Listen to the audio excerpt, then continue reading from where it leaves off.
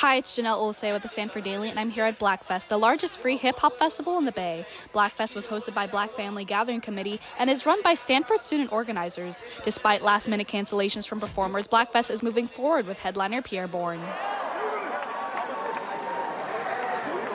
The annual event provides a space for the Black community at Stanford and the broader Bay Area to come together and celebrate Black art. Blackfest started as a picnic in the 90s that was done with the Black House, but after COVID, a lot of that history was lost. And then recently we got moved to Forst, which at first was like kind of a burden on the organization just because of the cost.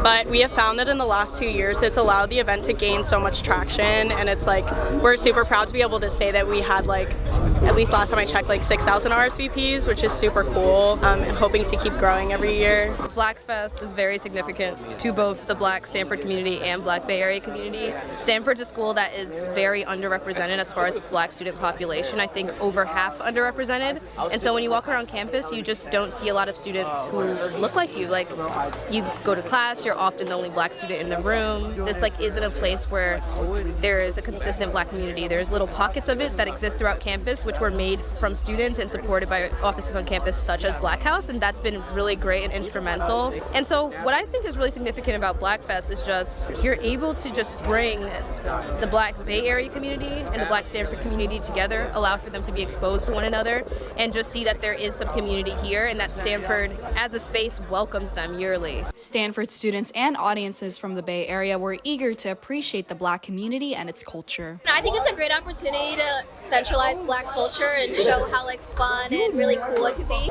Especially on campus, there's a lot of fraternities, and oftentimes we're missing some of the Black culture in those fraternities.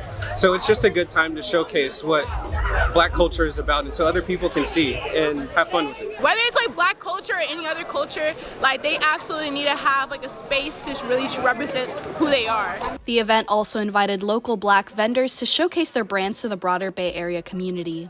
So I'm Afro-Latino, and I wanted to represent the Latino side and also the Latin roots with like the African side of my family. Disenfranchised communities don't get the uplift that they need. I think a lot of brands and businesses are run by Black and brown people that are thriving in pockets of areas that are like unknown. Despite the last-minute lineup changes, the crowd was still incredibly enthusiastic to see the new headliner, Pi'erre Bourne, who was added to the roster only days before the event was set to happen. I'm excited for Pi'erre Bourne to show out. I'm most excited to see Pi'erre Bourne. I heard there's like a local festival. I'm like 30 minutes away, and there's free tickets too, so I had to do it. I know he was a last-minute addition to the performance set list, so I was really like, okay, now I know somebody on the list. The concert's roster also consisted of DJ Bia Baby, Jean Deaux, and Kenny Mason, who was also a last-minute addition to the lineup. Blackfest provided an opportunity for Black artists to deliver creative performances to the Bay Area. I hope that Stanford students take away the fact that like there's so much more to this area than just Stanford and Palo Alto, and that like there's this whole community like elsewhere in the Bay that is really awesome and has like really amazing culture to share and like really cool people. And so I hope that they're able to like mindfully appreciate and consume Black culture. I really wish that everyone knew like just what goes into planning this. It's not as simple as picking an artist. There's just so much and so many months of preparation that go into making this happen, and I hope that people can, one, hear that, but two, just like extend some grace, because we are working really, really hard to make this event happen, and it's been really great to just see that it's going on right now.